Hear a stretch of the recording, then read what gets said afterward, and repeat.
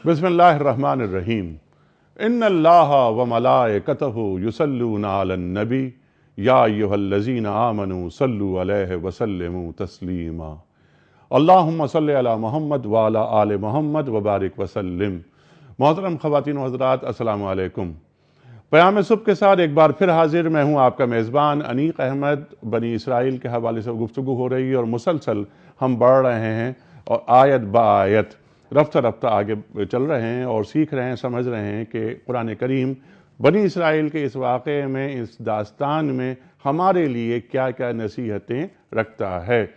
ख़वातीन हज़रात, पहले भी कई दफ़ा ये बात हो चुकी है कि ये किस्से कहानियाँ नहीं हैं कि वक्त गुजारने के लिए पढ़ ली जाएँ। कुरान करीम में कोई भी चीज़, एक एक लफ्ज़, एक एक हर्फ जो रखा गया है वो हमारे लिए रखा गया है।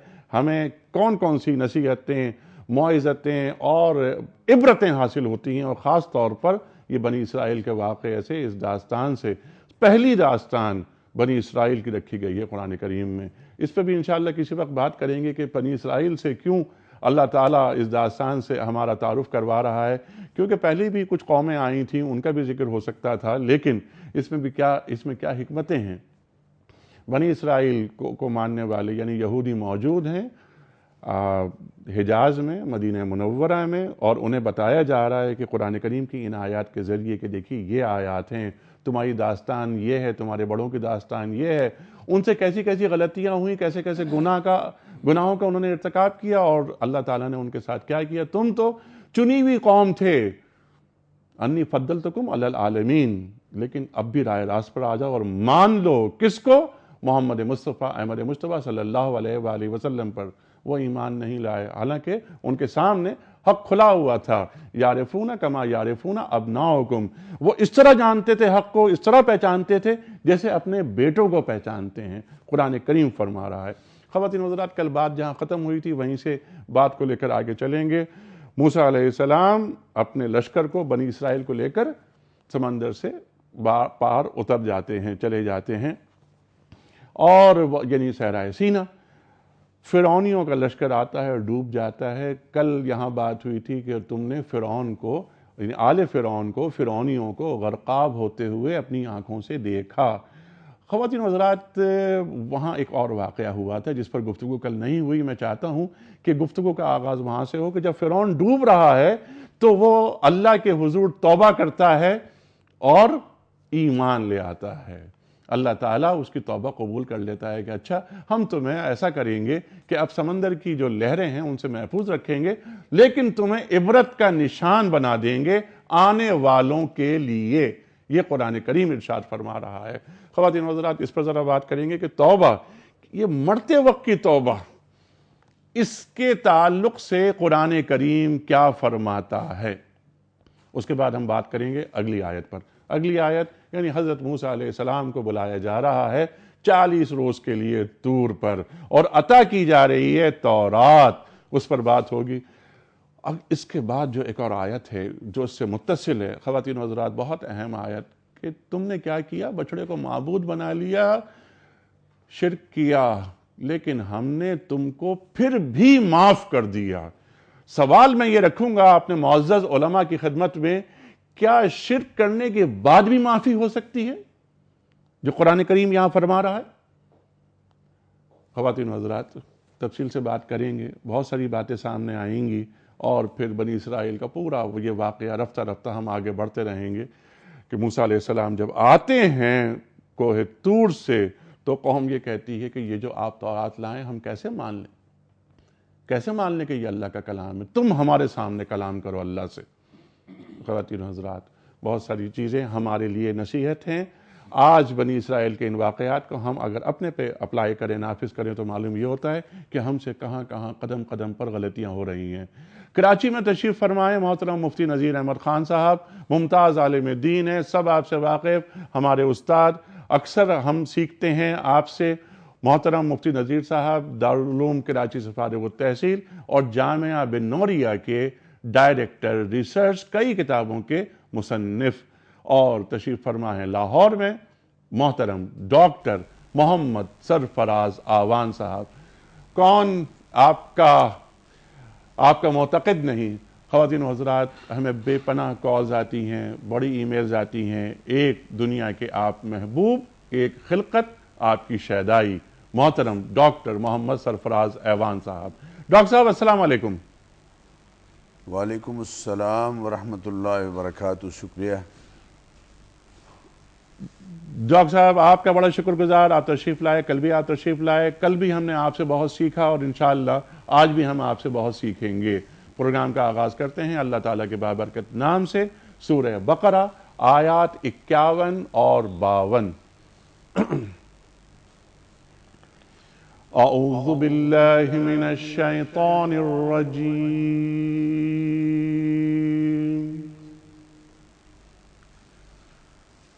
بسم اللہ الرحمن الرحیم۔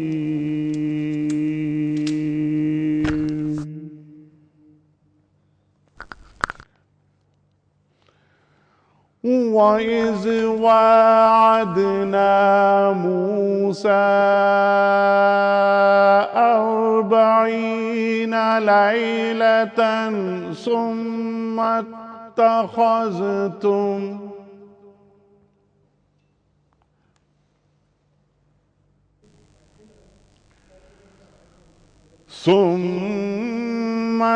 اتخذتم العجل من بعده وأنتم ظالمون۔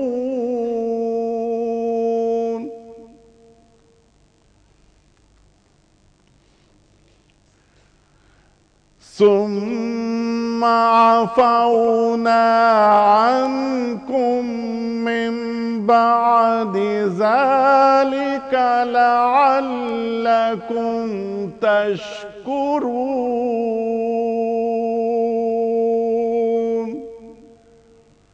صدق اللہ العظیم۔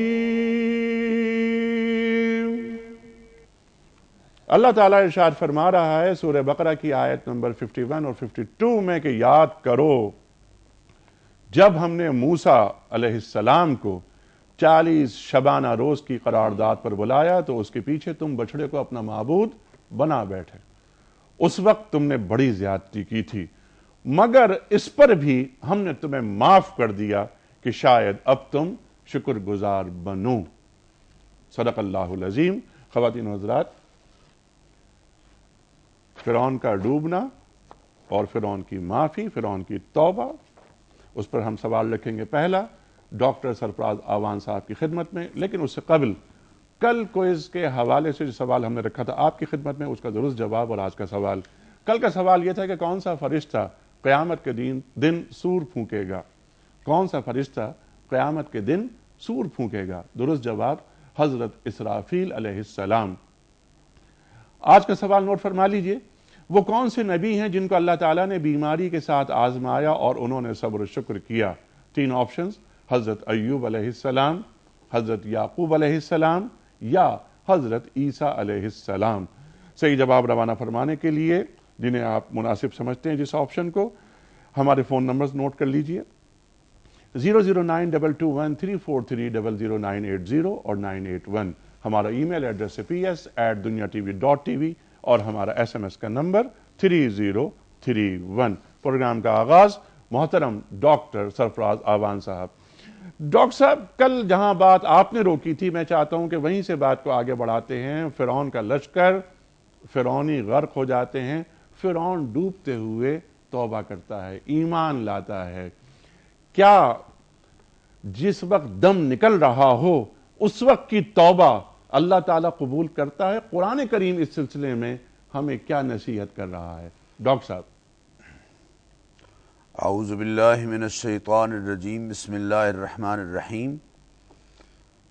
فرعون جب غرق ہونے لگا تو قرآن کریم میں اللہ تعالیٰ نے ارشاد فرمایا کہ حتی اذا ادرکہ الغرق، جب وہ غرق ہونے لگا قال آمنت انہ لا الہ الا الذی آمنت بہ بنو اسرائیل وانا من المسلمین، تو کہنے لگا کہ میں ایمان لایا اس ذات باری تعالیٰ پر کہ جس پر بنی اسرائیل ایمان لائے اور میں مسلمانوں میں سے یعنی فرما برداروں میں سے ہوتا ہوں۔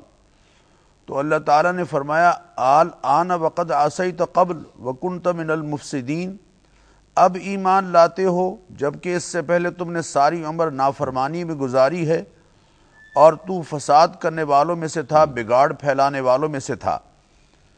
قرآن کریم میں اللہ تعالیٰ نے موت کے وقت کی توبہ کا ذکر کرتے ہوئے ارشاد فرمایا سورہ نساء میں وَلَيْسَتِ التَّوْبَةُ لِلَّذِينَ يَعْمَلُونَ السَّيِّئَاتِ، توبہ قبول نہیں ہوتی ان لوگوں کی جنہوں نے ساری عمر زندگی گزاری ہے اللہ تعالیٰ کی نافرمانیوں میں، وَلَيْسَتِ التَّوْبَةُ لِلَّذِينَ يَعْمَلُونَ السَّيِّئَاتِ حَتَّى إِذَا جَاءَ أَحَدَهُمُ الْمَوْتُ قَالَ إِنِّي تُبْتُ الْآنَ، یہاں تک کہ جب موت آنے لگتی ہے تو کہتے ہیں کہ اب میں توبہ کرتا ہوں۔ تو ایسے لوگوں کی جن کی جان نکل رہی ہے اور موت کا مرحلہ بالکل ان پر پیش آ چکا ہے، اس وقت کی ان کی توبہ اللہ قرآن کریم میں فرما رہے ہیں کہ ان کی توبہ قبول نہیں ہوتی۔ اسی طرح وَلَلَّذِينَ يَمُوتُونَ وَهُمْ كُفَّارٌ، حالت کفر میں جو مر گئے ہیں، یقینی بات ہے وہ بعد میں چاہے کہیں بھی اپنی توبہ کا اظہار کرتے رہیں، اللہ تعالیٰ ان کی توبہ کا ان کو کوئی فائدہ نہیں دے گا۔ تو معلوم ہوا قرآن کریم کی آیت کی روشنی میں کہ انما التوبۃ علی اللہ للذین یعملون السوء بجہالۃ ثم یتوبون من قریب فاولئک یتوب اللہ علیہم، جو نادانی میں گناہ اور سرکشی کرتے رہے، چونکہ اللہ کی نافرمانی کوئی ارادتاً کر رہا ہے یا غیر ارادی طور پر کر رہا ہے، دراصل وہ نادانی کا کام کر رہا ہے۔ یہاں فرمایا انما التوبۃ علی اللہ للذین یعملون السوء بجہالۃ ثم یتوبون من قریب، اور پھر جو ہی ان کو احساس ہوتا ہے کہ ہم اللہ کی نافرمانی میں زندگی گزار رہے ہیں تو فوراً اللہ کی طرف پلٹتے ہیں۔ توبہ کا معنی انیق صاحب پلٹنا ہے، گناہ کرتے چلے جانا اور کانوں کو ہاتھ لگاتے رہنا، بار بار یہ کہنا کہ توبہ ہے توبہ ہے توبہ ہے، یہ تو ڈرامہ ہے، یہ تو توبہ نہیں ہے۔ تاب یتوب، توبہ کے معنی ہے پلٹنا، واپس آنا۔ تو توبہ ان کے لیے ہے جو نادانی میں اللہ کی نافرمانی کر رہے ہیں اور جو ہی احساس ہوا ثم یتوبون من قریب، پھر فوراً توبہ کرتے ہیں، فاولئک یتوب اللہ علیہم، فوراً توبہ کر لیتے ہیں، فوراً پلٹ جاتے ہیں۔ اور اس کا جو اگلا مرحلہ ہے وہ توبۃ النصوح کا ہے کہ پکی توبہ کہ اب دوبارہ اس طرف نہیں آنا ہے۔ اور توبۃ النصوح کا فرعون کی توبہ، آپ نے توبۃ النصوح کا کہا، ذرا اس پر بھی غور کیجئے، یا ایھا الذین آمنوا توبوا الی اللہ توبۃ النصوح، اے ایمان والو توبۃ النصوح کرو۔ اور نصوح کا ایک معنی علماء نے یہ لکھا ہے کہ پھٹے ہوئے کپڑے کو دوبارہ سلائی کر کے جوڑ دینا۔ اسی طرح توبۃ النصوح بندے کے اللہ سے ٹوٹے ہوئے تعلق کو آپس میں جوڑ دیتی ہے، اللہ سے جوڑ دیتی ہے۔ جس طرح سوئی کا دھاگا کپڑے کے دو حصوں کو آپس میں جوڑ دیتا ہے، اسی طرح توبہ بھی بندے کا تعلق اپنے رب سے جوڑ دیتی ہے، ٹوٹے ہوئے تعلق کو دوبارہ بحال کر دیتی ہے۔ تو قرآن کی آیات کی روشنی میں یہ بات سمجھ آئی کہ جب انسان مر رہا ہے اور دنیا سے رخصت ہو رہا ہے، اور عین اس مرحلے میں جبکہ موت کے سارے آثار اس پر ظاہر ہو گئے ہیں، اس وقت کی گئی توبہ قطعی طور پر اس کو فائدہ مند نہیں ہوگی۔ اس سے پہلے کی توبہ جو ہے، جو توبہ ہے وہ یہدم من کان قبلہ، یعنی التائب من الذنب کمن لا ذنب لہ، توبہ کرنے والا ایسے ہو جاتا ہے گویا اس نے گناہ کیا ہی نہیں۔ لیکن اس مرحلے کی جو توبہ ہے وہ کسی کام نہیں آئے گی۔ اس مرحلے کی توبہ کسی کام نہیں آتی۔ اسی بات کو لے کے آگے چل رہے ہیں، ایک تو توبہ کے حوالے سے فرعون کی توبہ، اور پھر اللہ تعالیٰ کا ارشاد کہ ہاں اچھا ہم کیا کریں گے کہ تجھے ان لہروں سے بچا کر رکھ لیں گے عبرت کے لیے۔ اس بات کو جوڑتے ہیں یہاں سے، تفصیل سے بات ہو گئی ہے، ٹھیک ہے، لیکن توبہ اللہ تعالیٰ کو توبہ کتنی پسند ہے، ذرا میں چاہتا ہوں اس پر بات کیجیے۔ اللہ تبارک و تعالیٰ کو توبہ ظاہر قرآن کریم کے اندر ہے کہ انسان گناہ کرتا ہے، گناہ کا کرنا، ٹھیک ہے، یہ گناہ ہو جائے انسان سے، اس کے بعد انسان توبہ کرے، تو توبہ کر کے یعنی گناہ پہ معافی مانگ لیتا ہے، تو اللہ تبارک و تعالیٰ کو انسان کی یہ ادا انتہائی پسند ہے۔ اور قرآن کریم میں جو نیک لوگوں کی تعریف کی گئی، ایمان والوں کی تعریف کی گئی، وَلَمْ يُصِرُّوا عَلَى مَا فَعَلُوا، گناہ کرتے ہیں لیکن گناہ پہ اصرار نہیں کرتے، گناہ کرتے ہیں لیکن گناہ کے بعد ان کو فوراً ندامت ہو جاتی ہے اور وہ اللہ تبارک و تعالیٰ کی طرف التجا کرتے ہیں۔ وہ جواز اور تعویل نہیں ڈھونڈتے اپنے گناہ کی، بلکہ اللہ تعالیٰ کے حضور پیشانی کو ٹیک دیتے ہیں کہ یا اللہ ہم سے غلطی ہو گئی، دوبارہ نہیں آئیں گے۔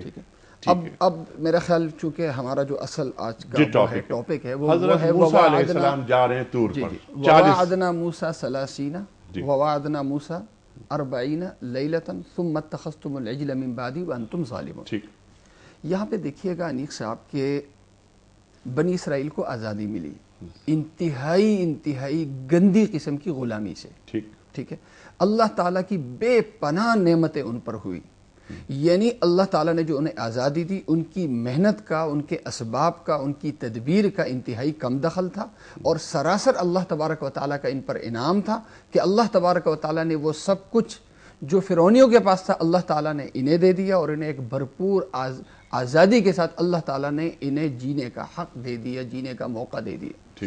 یہ وعدہ تھا ان کا کہ جب ہمیں آزادی ملے گی تو ہماری ریاست کا نظام، ہماری انفرادی اجتماعی زندگی وہ ہوگی دین کے مطابق، اللہ کی مرضی کے مطابق۔ اس وعدے کے مطابق اب اللہ تبارک و تعالیٰ نے اس قوم پر بہت بڑا انعام کرنا ہے۔ اجتماعی اور انفرادی زندگی کے لیے ایک رہنما کے طور پر اللہ تبارک و تعالیٰ نے اس قوم کو ایک بہت بڑی نعمت توریت کی صورت میں اللہ تعالیٰ نے عطا کرنی ہے۔ اب ایک صورت یہ بھی تھی اس نعمت کے عطا کرنے کی کہ اللہ تعالیٰ کتاب کو نازل فرما دیتے، موسیٰ علیہ السلام کو بلا لیتے اور وہاں کتاب حوالے کر دیتے۔ لیکن انیق صاحب قرآن و سنت پر جو غور کیا، اگر آپ غور کریں تو اللہ تعالیٰ نے جتنی بڑی نعمت جو اسباب کے بغیر اللہ تعالیٰ نے جتنی بڑی، چاہے دنیاوی نعمت ہو یا دینی نعمت ہو، اللہ تعالیٰ نے دی تو پہلے اس سے پہلے اللہ تعالیٰ نے اعتکاف کروایا، یعنی دنیا کی چیزوں سے لا تعلق کروا کے یکسوئی کے ساتھ تنہائی میں بٹھا کے اللہ تبارک و تعالیٰ نے پہلے وہ کروایا، اس کے بعد اللہ تعالیٰ نے عظیم نعمت عطا کی۔ حضرت زکریہ علیہ السلام کو اللہ تعالیٰ نے ایک بہت بڑی دنیاوی نعمت یعنی اولاد کی، نرینہ اولاد کی صورت میں اللہ تعالیٰ نے عطا کی، پہلے 3 دن کا اعتکاف کروایا۔ حضرت مریم علیہ السلام کو بغیر باپ کے اللہ تعالیٰ نے ایک فرزند ارجمند عطا فرمایا، پہلے کیا؟ بیاباں میں اعتکاف کروایا۔ جناب رسول اکرم صلی اللہ علیہ وسلم کو اللہ تعالیٰ نے افضل الرسل بنایا، خاتم النبیین بنایا، بہت بڑی نعمت رسالت اور کتاب کی صورت میں اللہ تعالیٰ نے عطا کی۔ اعتکاف کروایا کہاں؟ ہیرا میں، ٹھیک ہے۔ اعتکاف کروانے کے بعد اللہ تعالیٰ نے انہیں عظیم نعمت عطا کی۔ پہلے اعتکاف ہوتا تھا بیابانوں میں، جنگلوں میں، اور اب اعتکاف ہوتا ہے اللہ تعالیٰ کے پسندیدہ جگہ یعنی مسجد میں۔ جناب رسول اکرم صلی اللہ علیہ وسلم نے پوری زندگی کبھی اعتکاف نہیں چھوڑا، اعتکاف فرمایا مسجد میں، اور سال کے بہترین دنوں میں یعنی اخیر عشرے میں جب بھی آپ نے چھوڑا تو آپ نے قضا فرمائی، حالانکہ سنت کی قضا نہیں کی جاتی، لیکن اہمیت بتانے کے لیے کہ انسان کی ترقی میں، انسان کی اصلاح میں اعتکاف کا بہت بڑا کردار ہوتا ہے۔ اسی کے ذیل میں اللہ تعالیٰ نے جب بنی اسرائیل کو اتنی بڑی نعمت عطا فرمائی تو اللہ تعالیٰ نے حضرت موسیٰ علیہ السلام سے پہلے اعتکاف کروایا مہینے کا، اور پھر وَأَتْمَمْنَاهَا بِعَشْرٍ، اللہ تعالیٰ نے پہلے یعنی وہ تھے 30 لیلہ یعنی 30 راتیں، اس کے بعد اللہ تعالیٰ نے 10 دن اور بڑھا دیے، یعنی 40 دن کا اعتکاف ہوا، اور اس کے بعد اللہ تعالیٰ نے توریت کی صورت میں انہیں ایک عظیم نعمت جو اجتماعی اور انفرادی رہنمائی کے لیے تھی، وہ اللہ تعالیٰ نے وہ کتاب انہیں عطا فرما دی۔ ٹھیک ہے، اچھا ڈاکٹر صاحب یہ کتاب عطا فرمائی، اگلی آیت تو یہی ہے اس تعلق سے، لیکن طور پہ جانے سے قبل کے جو حالات ہیں میں چاہتا ہوں ذرا اس پر بھی کچھ روشنی آپ ڈال دیجئے کہ حضرت ہارون علیہ السلام نے اپنے بھائی کو وہ بلا کر یہ کہہ رہے ہیں کہ قوم کا خیال رکھنا، یہ کہیں شرک میں مبتلا نہ ہو جائیں، اور ہارون علیہ السلام کے حوالے قوم کی اور طور پر تشریف لے گئے۔ میں چاہتا ہوں ذرا یہاں سے آپ بات شروع کریں۔ سیدنا موسیٰ علیہ السلام جب کوہ طور پر جانے لگے تو قرآن کریم میں ہے کہ قوم کو بھی ساتھ لے کے جا رہے ہیں، لیکن یہ ارشاد فرمایا اللہ تعالیٰ نے کہ وَمَا أَعْجَلَكَ عَنْ قَوْمِكَ يَا موسیٰ، اے موسیٰ آپ جلدی جلدی ہمارے پاس آ گئے ہیں، قوم آپ کی پیچھے رہ گئی ہے۔ تو اللہ تعالیٰ سے حضرت موسیٰ علیہ السلام نے عرض کیا کہ یا اللہ یہ جو میری قوم ہے وہ بھی ہم اولئک علی اثری وعجلت الیک رب لترضی، میں آپ کی خوشنودی حاصل کرنے کے لیے جلدی جلدی آپ کے حضور میں حاضر ہو گیا ہوں۔ حضرت ہارون علیہ السلام کو یہ ارشاد فرمایا کہ قوم کا خیال رکھنا اور ان میں اصلاح کی کوشش کرتے رہنا، کہیں نقصان نہ ہو جائے۔ چنانچہ حضرت موسیٰ علیہ السلام تشریف لے گئے اور اللہ تعالیٰ نے جیسے مفتی صاحب نے ارشاد فرمایا کہ ان کو وہاں اعتکاف کے مرحلے میں رکھا۔ علماء نے لکھا ہے کہ ذوالقعدہ کا پورا مہینہ اور ذوالحجہ کے 10 دن حضرت موسیٰ علیہ السلام اعتکاف کی حالت میں رہے۔ تورات جب ملی تو اللہ تعالیٰ نے قوم سے یہ فرمایا کہ دیکھو کلوا من طیبات ما رزقناکم، ہم نے جو تمہیں رزق دیا ہے اسے خوب کھاؤ پیو موج کرو، اور پاکیزہ رزق جو ہم نے تمہیں دیا ہے وہ کھاؤ۔ وَلَا تَطْغَوْا فِيهِ فَيَحِلَّ عَلَيْكُمْ غَضَبِي، اور تم نے سرکشی نہیں کرنی ہے، اللہ اور اس کے رسول کے نافرمانی کے کام نہیں کرنے ہیں اور حد سے تجاوز نہیں کرنا ہے۔ فَيَحِلَّ عَلَيْكُمْ غَضَبِي، ورنہ تم پر میرا غضب اترے گا۔ اب چنانچہ قوم نے کیا کیا کہ حضرت موسیٰ علیہ السلام تشریف لے جاتے ہیں اور پیچھے قوم شرک میں مبتلا ہو گئی اور ایک بچھڑا تیار کر لیا، یعنی قالوا ما اخلفنا موعدك بملكنا ولكننا حملنا اوزارا من زینت القوم فقذفناها فكذلك القى السامری۔ علماء نے لکھا ہے کہ وہ بنی اسرائیل کے زیورات لے کر آئے تھے۔ اب حضرت ہارون علیہ السلام نے ان سے فرمایا کہ یہ چونکہ تمہاری ملکیت نہیں ہے لہذا انہیں پھینک دو۔ چنانچہ انہوں نے پھینک دیا، اور سامری جو بنیادی طور پر منافق تھا، یعنی اس قوم کا منافق ہے سامری، اس نے وہ زیورات اکٹھے کیے اور چونکہ جادوگر تھا تو ایک بچھڑا تیار کیا، اور بچھڑے کی ساخت اس انداز سے کی اور ایسے بنایا کہ ہوا چلتی تو اس میں سے آواز نکلتی، تو کہنے لگا ھذا الہکم و الہ موسیٰ فنسیٰ، یہ تمہارا الہ ہے اور نعوذ باللہ موسیٰ علیہ السلام کا الہ ہے۔ اب تورات یہ کہتی ہے کہ حضرت ہارون نے بھی اس بچھڑے کی پوجا شروع کر دی، اور قرآن اس کی قطعی طور پر تائید اور تصدیق اس لیے نہیں کرتا کہ انبیاء علیہ السلام کے شایان شان نہیں ہے کہ نعوذ باللہ وہ شرک کے کسی عمل کا ارتکاب کریں، بلکہ حضرت موسیٰ علیہ السلام جب واپس تشریف لائے اور سخت جلال میں تھے اور بہت غصے میں تھے تو حضرت ہارون علیہ السلام سے انہوں نے پوچھا کہ آپ نے ان کو روکا کیوں نہیں، آپ نے ان کو باز کیوں نہیں کیا؟ تو اب ذرا غور کیجئے جو حضرت موسیٰ علیہ السلام نے اپنے بھائی سے کہا کہ یبن ام لا تاخذ بالحیتی ولا براسی انی خشیت ان تقول فرقت بین بنی اسرائیل ولم ترقب قولی، مجھے اس بات کا خدشہ تھا کہ کہیں آپ یہ نہ کہیں کہ آپ نے بنی اسرائیل میں تفرقہ کر دیا ہے، ان کو تقسیم کر دیا ہے، تفرقہ پیدا کر دیا۔ آپ اندازہ کیجئے کہ آپ حضرت ہارون کہہ رہے ہیں کہ آپ نے چونکہ مجھے کہا تھا کہ آپ نے ان کی اصلاح کرنی ہے، تو کہیں آپ یہ نہ کہیں کہ امت میں تفرقہ پیدا ہو گیا ہے، اور اے حضرت ہارون کہہ رہے ہیں کہ آپ مجھے یہ نہ کہیں کہ آپ نے امت میں تفرقہ پیدا کر دیا ہے، وَلَمْ تَرْقُبْ قَوْلِي، اور میری بات کا انتظار نہیں کیا۔ گویا امت میں تفرقہ پیدا کرنا یہ اتنی خطرناک بات ہے اور اتنا خوفناک عمل ہے، اور امت کو گروہوں میں بانٹ دینا یہ اتنا ناپسندیدہ عمل ہے کہ حضرت ہارون علیہ السلام نے کچھ عرصے کے لیے اپنی تبلیغ کے اس کام کو بھی اگرچہ ان کو منع کیا لیکن شدت کے ساتھ نہیں روکا، اور حضرت موسیٰ علیہ السلام کا انتظار کرنے لگے۔ سبحان اللہ سبحان اللہ سبحان اللہ سبحان اللہ۔ مفتی صاحب کتنا بڑا سبق ہمیں مل رہا ہے کہ میں نے اس لیے نہیں روکا انہیں وقتی طور پر کہ کہیں قوم تقسیم نہ ہو جائے، تفرقہ نہ پڑ جائے. اہم نقطہ جو سامنے آتا ہے، اجتماعیت بہت بڑی طاقت ہے. ٹھیک. اجتماعیت کے لیے برائی کو قبول نہیں کیا گیا. ٹھیک. برائی کو قبول کرنا الگ چیز ہے. ٹھیک. ٹھیک ہے. برائی کو برداشت کرنا موقع کے انتظار میں. حضرت موسیٰ علیہ السلام کے اس چیز کو دیکھ لیا جائے، اجتماعیت کو برقرار رکھنے کے لیے، ملک کے نظام کو چلانے کے لیے سود کو قبول کر لینا، بے حیائی کو قبول کرنا، یہ ایک الگ چیز ہے. ٹھیک ہے. اس کو کہتے ہیں مدارات. ٹھیک ہے.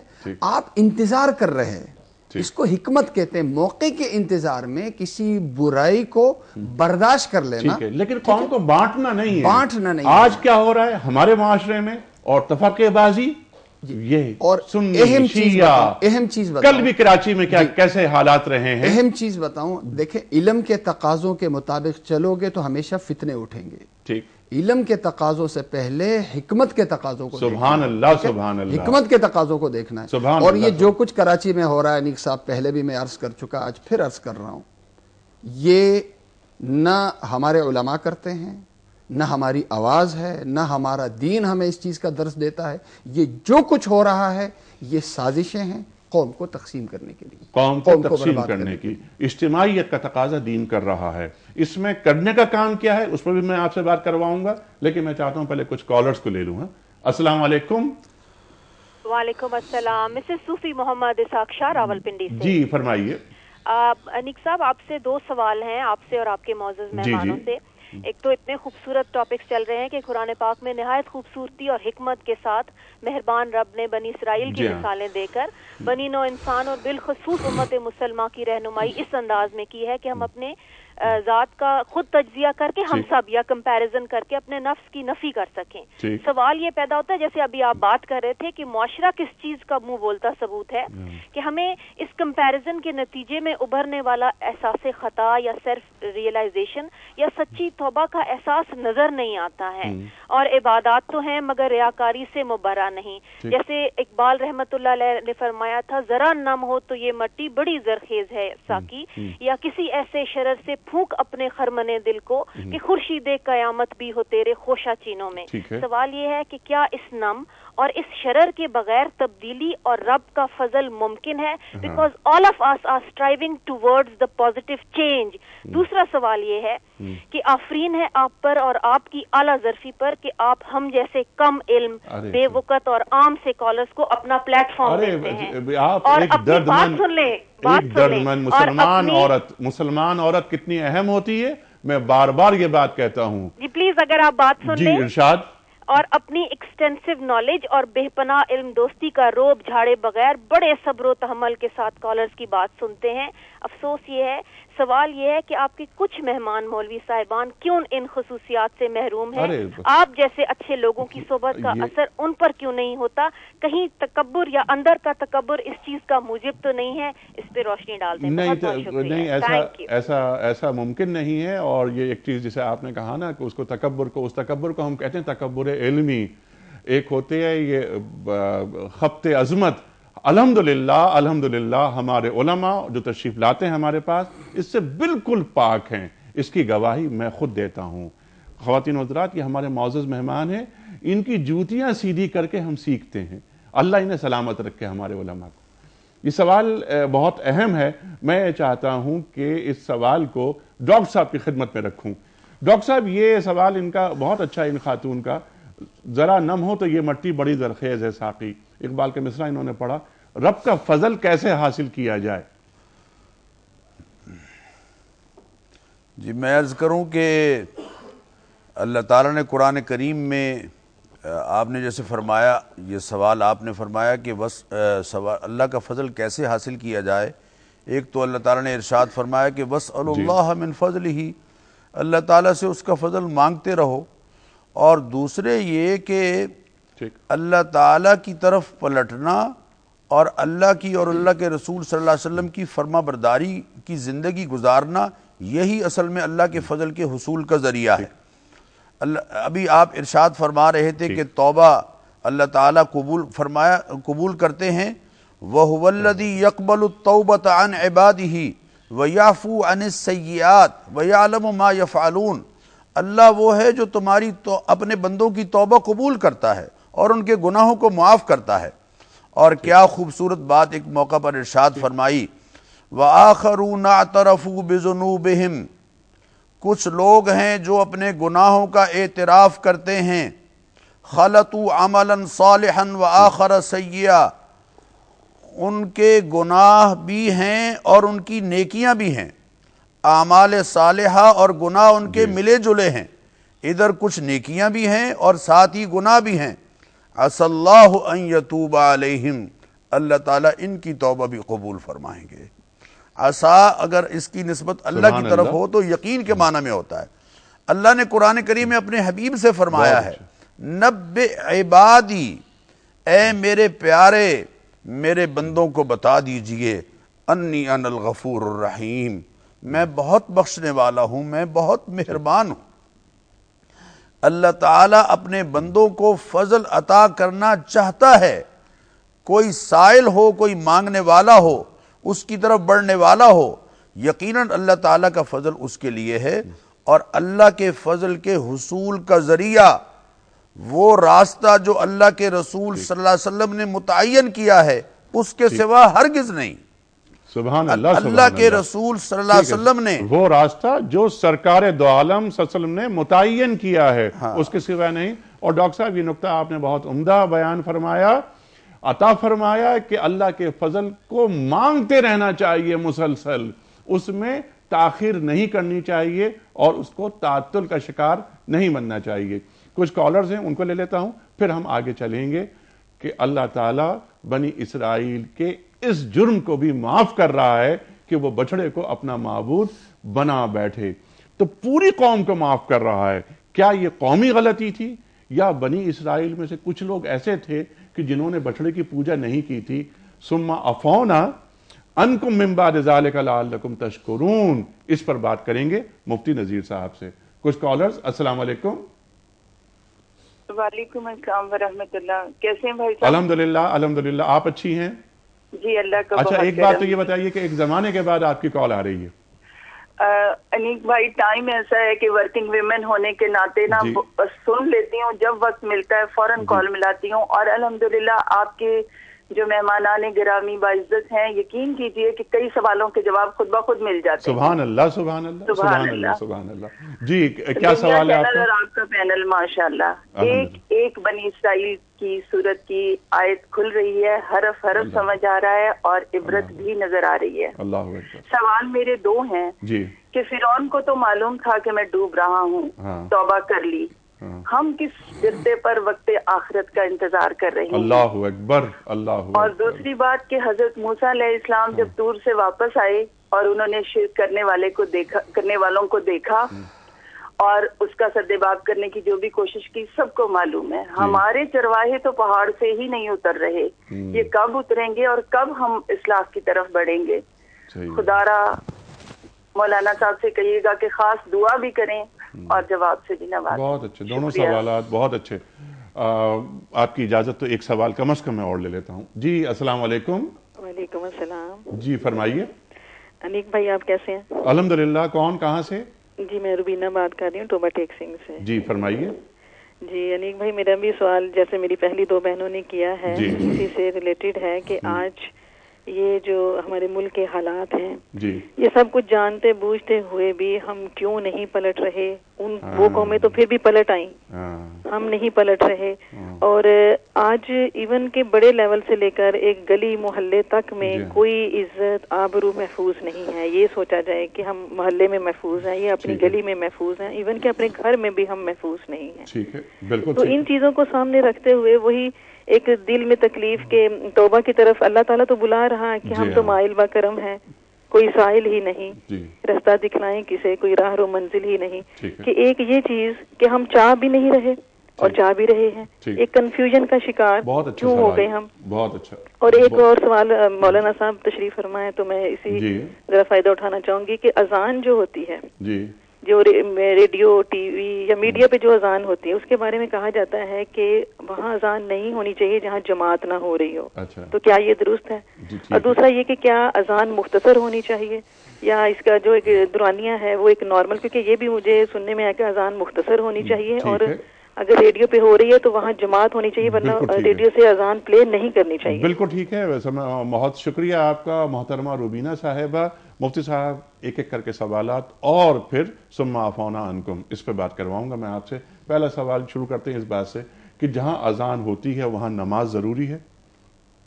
ریڈیو پہ جو اذان دیا جاتا ہے وہ تو ایک خاص ضرورت کے تحت اذان دی جاتی ہے. ٹھیک ہے، تو اذان کے اور بھی مواقع لکھے گئے ہیں. اگر ریڈیو پہ اذان دیا جا رہا ہے تو اس میں کوئی ایسا مسئلہ نہیں ہے. ٹھیک ہے، اذان دیا جا سکتا ہے وقت کے مطابق، خصوصاً سحری کے لیے جو اذان دی جاتی ہے اور اسی طرح جو ہے وہ افطار کے لیے جو اذان دی جاتی ہے، عام مواقع پہ جو اذان دی جاتی ہے اس میں کوئی ایسی بات نہیں. ٹھیک ہے جی. یہ باقی دوسرا ہے کہ اذان لمبی ہونی چاہیے یا مختصر ہونی چاہیے، تو اس میں تجوید کا خیال ہو. تجوید کا خیال ہو، نہ الفاظ کو ہم اتنا کھینچیں کہ معنی تبدیل ہو. ٹھیک، تو تجوید کے اصولوں کے مطابق کے مطابق جو ہے وہ اذان اگر دی جا رہی ہے، چاہے وہ انتہائی مختصر ہو یا جو ہے اعتدال کے ساتھ ہو، تو اس میں کوئی حرج. ٹھیک ہے. ہم کیوں نہیں پلٹ رہے؟ سوال محترمہ کا. یہ پلٹنے پہ پہلے بھی ہم بات کر چکے بکلمات میں. دیکھیں پلٹنا کیا مطلب ہے؟ ذہن کا پلٹنا. پلٹنا کیا ہے؟ 3 چیزیں. ٹھیک ہے، ادراک ہو، اعتراف ہو اور اصلاح ہو. بہت اچھی بات. سب سے پہلی بات کہ اس وقت کیا ادراک ہو چکا ہمیں؟ ہم بہت سے کام اس وقت کر رہے، برائیاں ہیں، برائیوں کو ہم نے اچھائی بنا لیا ہے اور اچھائیوں کو ہم نے برائی بنا لیا ہے. ٹھیک ہے، ذہنی غلام ہیں. غلام اللہ کے نہیں ہیں بلکہ غلام غیر اللہ کے ہیں. ٹھیک ہے. بنی اسرائیل غلام تھے سونے کے بنے ہوئے بچھڑے کے، اور آج ہم غلام ہیں کاغذ کے بنے ہوئے ڈالر کے. ٹھیک ہے، ڈالر کے مطابق ہماری پوری زندگی چل رہی ہوتی ہے. جیسے ان کی وہ یہ سمجھ رہے تھے بنی اسرائیل یہ سمجھ رہے تھے کہ فرعونیوں کو جو کچھ ملا وہ گائے اور بچھڑے کی وجہ سے ملا. ہم یہ سمجھتے ہیں آج کے زمانے میں کہ مغرب کو جو کچھ مل رہا ہے وہ اللہ سے بغاوت، دین کو سسٹم سے ہٹانے کی وجہ سے، فحاشی کو معاشرے میں داخل کرنے کی وجہ سے، اور سب کچھ ڈالر کو بنانے کی وجہ سے. یہ جو غلط فہمی ہے اور اس کی وجہ سے جو ہم نے قبلہ اپنا غیر اللہ کو بنایا ہوا ہے، اس کی وجہ سے ہم بن گئے ذہنی غلام. اور ذہنی غلام بن کے ہم اپنی اصلاح تو چاہ رہے ہیں، لیکن اصلاح قرآن و سنت کے مطابق نہیں بلکہ اپنی اصلاح چاہ رہے ہیں مغرب کے طرز زندگی کے مطابق. یہ ہے وہ غلامانہ ذہنیت، اس کو چینج کرنے کی ضرورت ہے. ٹھیک ہے. اچھا، مغرب کے طرز زندگی سے ذرا سا ہٹ کے تھوڑی سی بات کہ مغرب کے طرز فکر کے عین مطابق طرز فکر مغرب چل کس پہ رہا ہے؟ سرمایہ دارانہ نظام پر، کیپٹلزم پر. اور کیپٹلزم 2 چیزوں پہ کھڑا ہے: لامحدود ملکیت اور سود. لامحدود ملکیت اور سود. کیا لامحدود ملکیت مزاج نبوی صلی اللہ علیہ وسلم سے قربت رکھتی ہے؟ بالکل نہیں رکھتی. آج علماء یہ فتویٰ دیتے ہیں کہ ہاں، اگر لامحدود ملکیت ہو اور زکوٰۃ دی جا رہی ہو، انفاق کیا. دیکھیں، لامحدود ملکیت اگر جب آپ زکوٰۃ کی ادائیگی کریں گے، مالی فرائض کی ادائیگی کریں گے تو ممکن ہی نہیں. سبحان اللہ. مسئلہ ہے حدود کی پابندی کا. آپ ہر کام کریں. دیکھیں، سہولت، دین زبردست سہولت دے رہا ہے. ٹھیک ہے، آپ حدود کی پابندی کریں. حدود کی پابندی کے ساتھ آپ دنیا سے استمتاع کریں، کوئی حرج نہیں. بہت اچھی بات. آپ کی بات کو آگے بڑھاتے ہوئے آپ نے بہت عمدہ بات فرمائی کہ طرز زندگی، جس پہ میں نے عرض کی طرز فکر. غلامانہ ذہنیت ہے ہماری کہ مغرب ہمارا بڑا ہے، اور جب تک ہم مغرب کے بنائے ہوئے قدموں کے نشانات پہ نہیں چلیں گے ہم آگے نہیں بڑھ سکتے. اتباع، قرآن کیا فرماتا ہے؟ اتباع. اب سب سے پہلے جو ہے یہ جو سوچ ہے نا ہماری، یہ جب تک بدلے گی نہیں، یعنی جیسے اس کو میں نے بیان کیا ادراک. کہ ہم جو اس وقت کر رہے اجتماعی اور انفرادی انداز میں اس ذہنی غلامی سے ہمیں نکلنا ہوگا، نمبر ایک۔ نمبر دو یہ نمبر دو یہ کہ اعتراف کریں کہ اب تک جو ہم چل رہے ہیں اجتماعی یا انفرادی انداز میں یہ غلط ہے، اور پھر اصلاح کریں ہم اپنی، جس طرح کے جناب رسول اکرم صلی اللہ علیہ وسلم نے جس طرح سے ہماری اصلاح پہلے دور میں کی، یعنی تزکیہ اس امت کی اصلاح جناب رسول کریم صلی اللہ علیہ وسلم کے اسوہ حسنہ اور آپ کے طریقے کے بغیر ناممکن ہے۔ ٹھیک ہے، اب یہاں پر 2 آیات اور اس کے بعد چلیں گے ڈاکٹر صاحب کی طرف۔ میں یہ چاہ رہا ہوں کہ یہ ثم عفونا عنکم، نہیں، اس سے پہلے یہ بات بہت اہم اٹھا دیا آپ نے، یہ بات اتباع کی بات ہے نا، اتباع اور انتفاع۔ اتباع الگ چیز ہے، انتفاع الگ چیز ہے۔ بلکہ میں اس کو یوں بیان کروں کہ دیکھیں، اللہ کی مدد اعلان دین کے ساتھ نہیں ہے جی، بلکہ اتباع دین کے ساتھ ہے۔ قرآن کی آیت جہاں اللہ تعالیٰ کی نصرت کا ذکر ہے وہاں اتباع کا ذکر ہے۔ اعلان دین یہ ہے کہ میں اچھی تقریر کروں، اچھی تقریر کروں، اچھی تنقید کروں، خوب کتابیں لکھوں، یہ اعلان دین ہے۔ سبحان اللہ۔ اتباع دین کا اتباع انفرادی زندگی میں، اجتماعی زندگی میں اگر اتباع دین ہے تو اللہ کی مدد ہے، ورنہ ہم سب نام کے مسلمان ہیں، تحریر کے ہر اعتبار سے ہم مسلمان ہیں، لیکن اتباع اگر نہیں ہے تو اللہ کی مدد بھی نہیں۔ ٹھیک ہے، اور اتباع کس کی ہوگی؟ قل ان کنتم تحبون اللہ فاتبعونی یحببکم اللہ۔ اتباع صرف اور صرف سرکار دو عالم صلی اللہ علیہ وآلہ وسلم کی۔ قرآن کریم ارشاد فرما رہا ہے جواباً ہم محبوب خدا بن جائیں گے۔ ڈاکٹر صاحب کو اس سلسلے میں جواب جی اس پہ لیتے ہیں، کچھ کالرز کو بھی لے لیتے ہیں ہم۔ نہیں، مجھے آپ کو وقت بہت کم ملا تھا اس لیے میں نے آپ کو وقت دیا۔ ڈاکٹر صاحب کا مجھے اندازہ ہے کہ وہ انتظار کر رہے ہیں۔ جی السلام علیکم جناب والا۔ جی فرمائیے سر۔ محمد ابراہیم پراٹھا بات کر رہا ہوں ملتان سے۔ جی سر، کیا سوال؟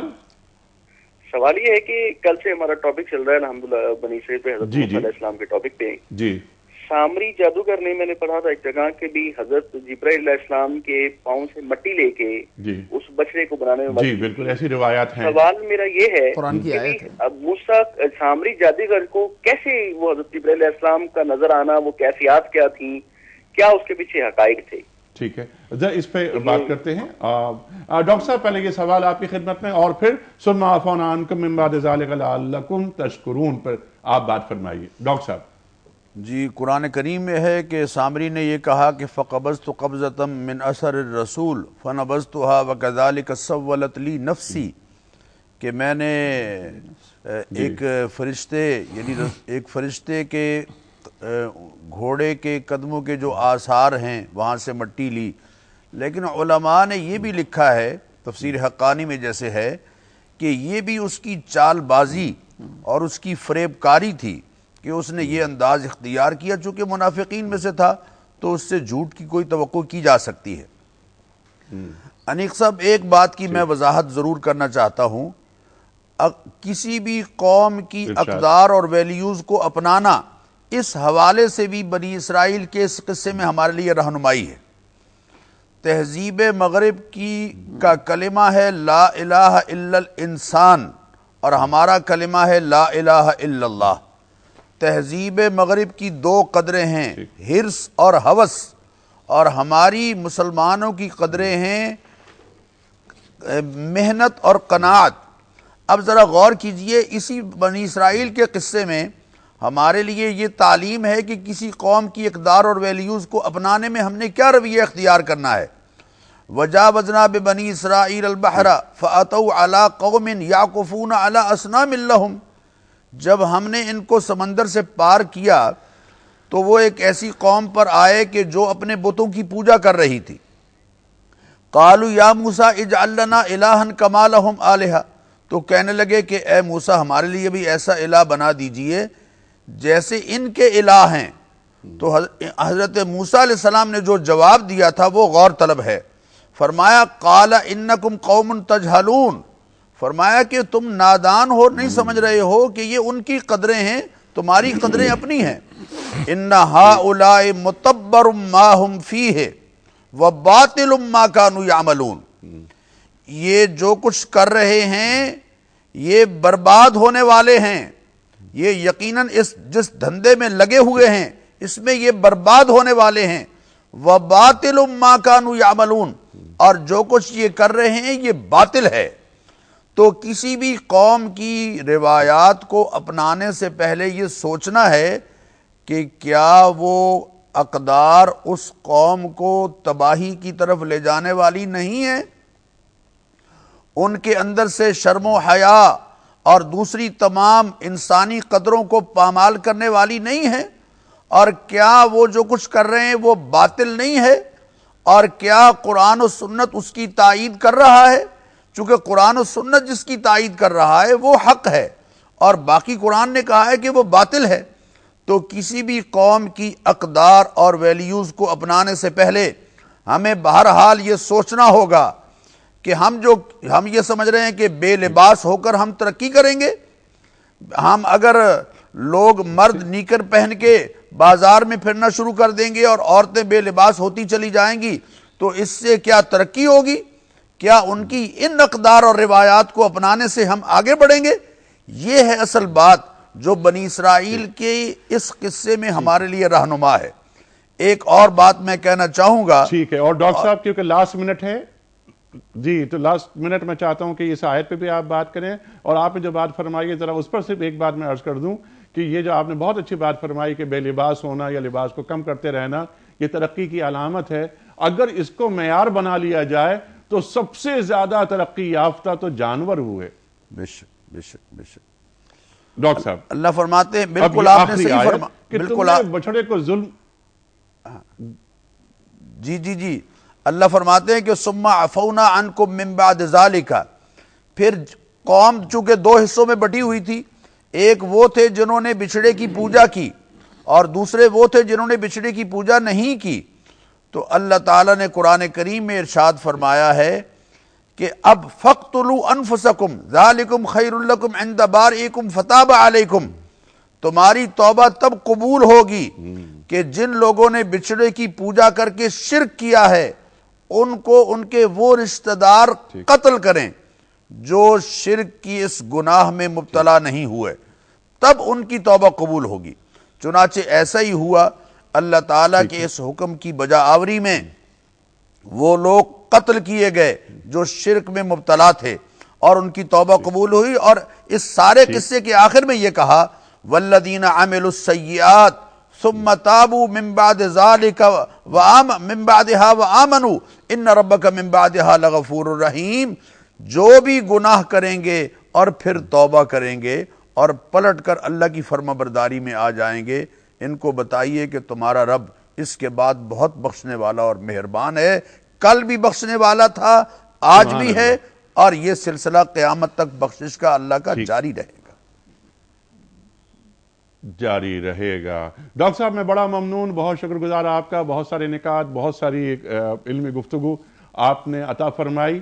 انشاءاللہ تعالی جہاں بات آج رک رہی ہے کل اس کو اور آگے لے کر جائیں گے، اور یہ بات کہ اب توبہ کرو کیونکہ تم نے بچھڑے کو معبود بنا لیا تھا اور آپس میں ایک دوسرے کو قتل کروایا اللہ تعالیٰ نے۔ فَاقْتُلُوا أَنفُسَكُمْ، یہ قرآن کریم کا ارشاد ہے، اور فَتَابَ عَلَيْكُمْ إِنَّهُ هُوَ التَّوَّابُ الرَّحِيمُ قرآن کریم ارشاد فرما رہا ہے۔ اس کے بعد کیا ہوا؟ جب بنی اسرائیل کے سامنے تورات پیش کی گئی تو بنی اسرائیل نے کہا کہ یہ ہم کیسے مانیں کہ یہ کلام خداوندی ہے، تم ہمارے سامنے اللہ تعالیٰ سے کلام کرو۔ بجلی چمکتی ہے، کڑکتی ہے، اور پھر انہیں موت آ جاتی ہے، پھر اللہ دوبارہ بنی اسرائیل کو زندہ کرتا ہے۔ یہاں سے کل انشاءاللہ بات شروع کریں گے۔ مفتی صاحب ایک پرچی نکال کر اعلان کر دیجئے کل کے خوش نصیب کا جس کی خدمت میں ہم تحفہ پیش کر رہے ہیں کتابوں کا۔ اس عرصے میں سوال ریپیٹ کر دیتا ہوں۔ کل کا سوال یہ تھا کہ کون سا فرشتہ قیامت کے دن سور پھونکے گا؟ درست جواب ہے حضرت اسرافیل علیہ السلام۔ آج کا سوال نوٹ فرما لیجئے، وہ کون سے نبی ہیں جن کو اللہ تعالیٰ نے بیماری کے ساتھ آزمایا اور انہوں نے صبر و شکر کیا؟ تین آپشنز، حضرت ایوب علیہ السلام، حضرت یعقوب علیہ السلام یا حضرت عیسیٰ علیہ السلام۔ صحیح آپشن جو آپ محسوس کرتے ہیں روانہ فرمائیے۔ فون نمبر 00922 343-00980 اور 981۔ ہمارا ای میل ایڈریس ps@dunyatv.tv، SMS کا نمبر 3031۔ مفتی صاحب کون خوش نصیب؟ زینت باہا خان۔ زینت باہا خان، USA ہوائی، USA ہوائی سے آپ کا کوئز کا صحیح جواب بتایا. ہم کتابوں کو تحفہ پیش کر رہے ہیں. خواتین حضرات، پروگرام کا اختتام ہوتا ہے امیر المومنین حضرت علی مرتضی کرم اللہ وجہہ کے قول پر. آج کی بات آپ فرما رہے ہیں کہ جو شخص بیک وقت کئی کاموں میں ہاتھ ڈال دیتا ہے ان کاموں کا صحیح حل تلاش کرنے سے عاجز رہتا ہے. جو شخص بیک وقت کئی کاموں میں ہاتھ ڈال دیتا ہے ان کاموں کا صحیح حل تلاش کرنے سے عاجز رہتا ہے. خواتین و حضرات، انیق احمد کو اجازت. جہاں بات آج رکی ہے بنی اسرائیل کے حوالے سے، وہیں سے ہم کل بات شروع کریں گے. اللہ نگہبان.